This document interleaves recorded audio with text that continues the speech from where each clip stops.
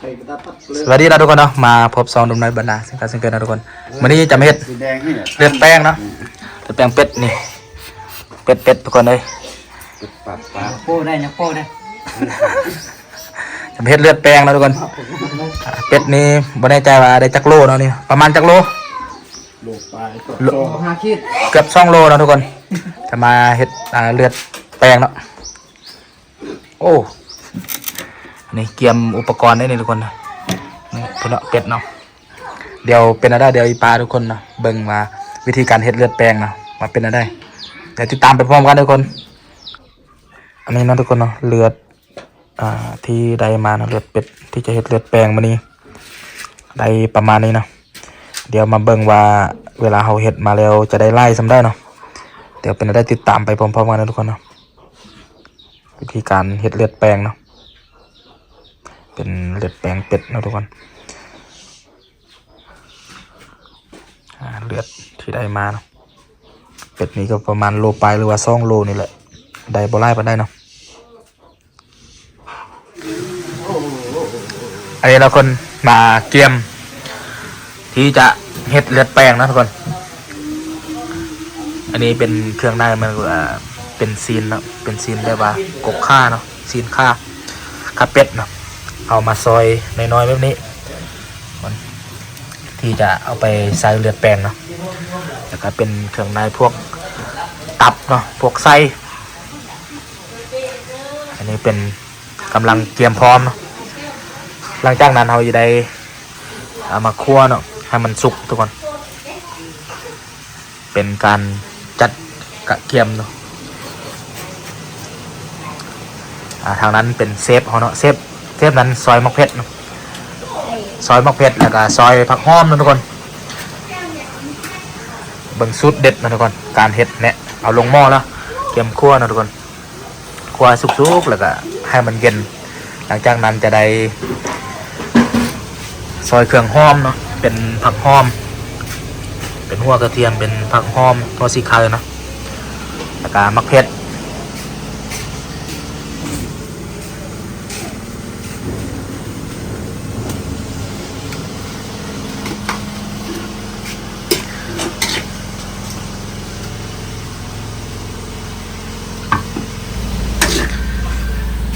เวลาเราคั่วนี่เราได้ใส่แป้งนัวเนาะ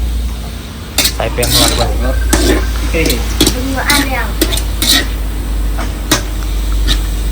ใส่แป้งนัวกำลังคั่ว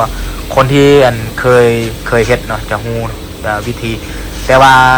ในการเฮ็ดเลือดแป้งนี่มีสูตรของไผของลาวเด้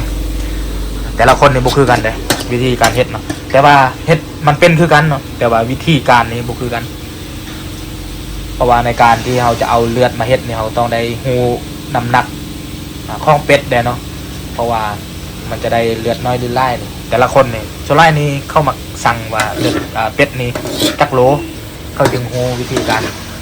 ใส่เกลือบ่เป็นนัวบ่สินะเอาบ่สั่งเฮ็ดนี่มันก็บ่เป็นนะอันนี้กำลังคั่วเนาะคั่วเครื่องในมันแล้วก็คั่วซีนเตรียมที่เฮ็ดเดี๋ยวเป็นอะไรเราติดตามไปนำกันเรื่อยๆนะทุกคนเนาะในวิธีในการเฮ็ดอันนี้เป็นเซฟเขาเนาะผู้ที่จะเฮ็ดเลือดแปลงมานี่จะเป็นหรือบ่เป็นเนี่ยเอาท่าเบิ้งเนาะถ้าแซมนี่ก็ถือว่าเรียบร้อยแล้วเป็นเนาะแต่ว่าก็เฮ็ดตลอดอยู่เนาะก็เป็นทุกเทื่อแต่ว่าเทื่อนี้เนี่ยรอบนี้เขาท่าเบิ้งนำกันว่าจะเป็นอะไรเนาะว่าจะเป็นคือเก่าบ่เนาะยังแซมคือเก่าอยู่บ่เนาะหรือว่าจะเปลี่ยนแปลงเนาะลุ้นๆนำกันเนาะทุกคนเดี๋ยวนี้คั่วแล้วเนาะทุกคนคั่วแล้วเห็นอะไรปาไว้ให้มันเย็นมันวะไปได้เซฟปาไว้ให้เย็นมันวะโอ้เซฟนี่อย่างเดียวนะหลังจากเราคั่วแล้วเนาะเป็นซีนหรือว่าเครื่องในแล้วตัวที่เราจะเฮ็ดเลือดแปลงเนี่ยเราต้องปะให้มันเย็นทุกคนปะเย็นๆแล้วเดี๋ยวนี้เรากำลังกะเกียมก็คือพวกเครื่องหอมเนาะเป็นมักเผ็ดแล้วก็เป็นผักหอมเนาะซอยปลาไว้หลังจากซีนเขาเย็นแล้วทุกอย่างเพียบพร้อมกันหมดทุกอย่างเนาะเป็นบว่าจะเป็นผักหอมมักเผ็ดต่างๆแล้วก็ถือว่าเราจะได้เฮ็ดเลือดแป้งเลยเนาะก็ได้ลงมือเฮ็ดเลยเดี๋ยวติดตามไปพร้อมกันนะทุกคน เมนูเป็ดเฮามื้อนี้เนาะบ่แม่นว่าแต่เฮ็ดเลือดแปลงอย่างเดียวเนาะมีเมนูเฮ็ดอบเนาะเฮ็ดอบเป็ดเนาะทุกคนมีเลือดแปลงได้แล้วก็อบเป็ดเลยเนาะเพราะว่าเป็นกระดูกเป็นซีนบางส่วนเนาะเราต้องเอามาเฮ็ดอบเนาะอันนี้เนาะแม่ครัวเฮานี่ถ้าเบิ่งเด้อว่าแซ่บบ่แซ่บนี่ขึ้นกับแม่ครัวเฮานี่เด้อนี่เนาะเชฟเฮาเนาะมีไล่ได้นี่ก็พอคนละปีหน้าไปทางคนเลยนี่ก็พอครัวกันได้พอครัวใหญ่ได้นี่นะพอครัวทางนั้นแหละอยู่นี่นะแซ่บบ่แซ่บนี่ก็กินกับพอครัวเลยเนาะมาเป็นอะไรได้นี่มาทุกคนเลยเตรียมพร้อมแล้วเนาะนี่วิธีเนาะมาเอาเลือดผสมน้ำเลยทุกคนน้ำผสมเลือดผสมน้ำเนาะเริ่มแล้วอันนี้เนาะเซฟเอามื้อนี้นะคนที่เฮ็ดเลือดแปลงมื้อนี้ทุกคนเดี๋ยวมาลุ้นนำกันว่าเป็นอะไรเนาะคักแซ่บๆเนาะเฮ็ดเลือดแปลงแบบบ้านเฮานี่เนาะวิถีชีวิตคนบ้านเฮา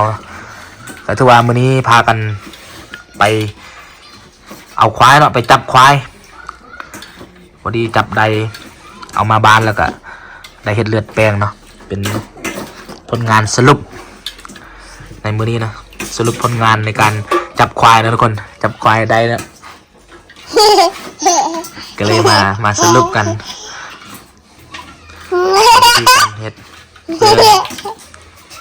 เอานำเริ่มผสมเลยทุกคนหลังจากนั้นอันนี้เนาะ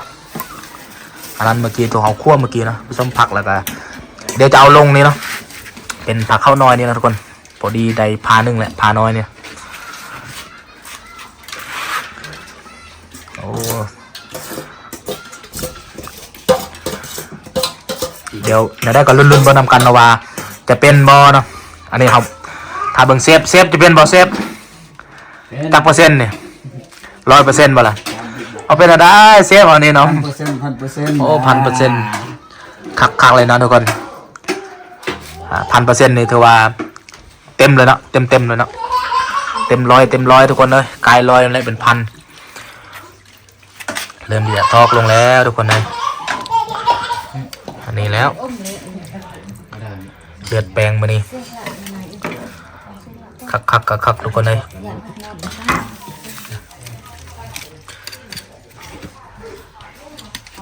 บางคนก็กินเนาะบางคนก็บุกินอาหารของดิบนะทุกคนการกินนี่ก็มักไผ่มักล้าวเนาะผู้ได้มักก็กินบ่มักแล้วก็บ่ว่ากันเนาะ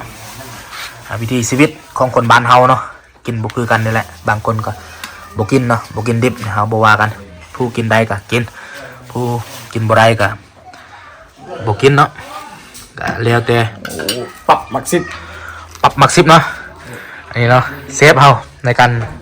เฮ็ดเรียบร้อยเนาะอันนี้เมื่อกี้ทอกมาเบิ่งอยู่อันนี้เป็นน้ำเนาะ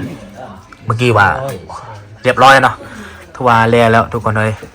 เดี๋ยวแป๊บเดียวถือว่ากามเนาะมันเริ่มกามแล้วเดี๋ยวนี้เดี๋ยวเขาปะไว้เนาะเดี๋ยวเขาทาอบเขาก่อนเนาะอบนี่นำไล่นิดนึงทุกคนปานแกงไปแล้วเนาะโอ้ไม่ครัวเขานี่บังไม่ครัวนี่ทุกคนอบปานแกงเพื่อนเลยว่าเพื่อนเด้ถือว่าเลือดแป้งเราแล้วนะทุกคนแล้วถือว่ากามแล้วทุกคนกามแล้วอันนี้แหละวิธีในการเฮ็ดชีวิตคนบ้านเฮาเนาะการอยู่การกินที่ว่าไปแล้วทุกคนผู้ใดมักก็กินเนาะบ่มักแล้วบ่ว่ากันถือว่าให้ทุกคนเบิ่งวิธีนะวิธีชีวิตบ้านเฮาแล้วก็วิธีการอยู่การกินและวิธีการเฮ็ดเลือดแปลงเป็ดถือว่าแล้วเนาะทุกคนฝากทุกคนเอาไปกดไลค์กดแชร์กด Subscribe หรือว่ากดติดตามพบกันคลิปหน้า